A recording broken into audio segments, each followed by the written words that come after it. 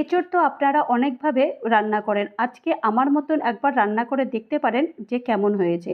প্রথমে gas on করে তেল দিয়ে আমি একটু নুন হলুদ দিয়ে আলুগুলো ভেজে নিয়েছি।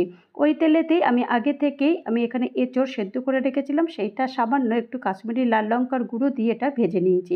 ভেজে নেওয়ার পর এগুলোকেও তুলে নিয়েছি। ওই তেলেতেই গোটা গরম মশলা ফোড়ন দিয়েছি আর জিরে ফোড়ন দিয়েছি। এরপরে আমি এখানে পেঁয়াজ কুচি দিয়ে দিয়েছি। পেঁয়াজটা একটু ভাজা ভাজার পর নুন আর হলুদ দিয়েছি, দিয়ে ভালো করে একটু কষিয়ে নিয়েছি। এরপর একটু আদা বাটা রসুন বাটা দিয়ে আরেকবার ভালো করে কষিয়ে নেওয়ার পর এখানে জিরের গুঁড়ো, ধনের গুঁড়ো, লাল লঙ্কার গুঁড়ো, কাশ্মীরি লাল লঙ্কার গুঁড়ো আর একটুখানি জল দিয়েছি, দিয়ে ভালো করে মশলাটা কষিয়ে নিয়েছি। কষিয়ে নেওয়ার পর তারপর এখানে টমেটো কুচি দিয়েছি। টমেটো কুচিটা দেওয়ার পরও আরেকবার ভালো করে মশলাটা কষিয়ে নিয়েছি।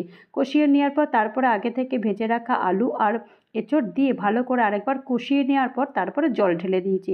জল ঢেলে দিয়ে ঢাকনা বন্ধ করে দিয়েছি, ঢাকনা তুলে দিয়েছি আর এখানে একটু ফ্রেশ ক্রিম দিয়েছি আর কাসুরি মেথি দিয়েছি, ধনেপাতা দিয়েছি। ব্যাস তৈরি হয়ে গেছে মালাই এঁচোড়।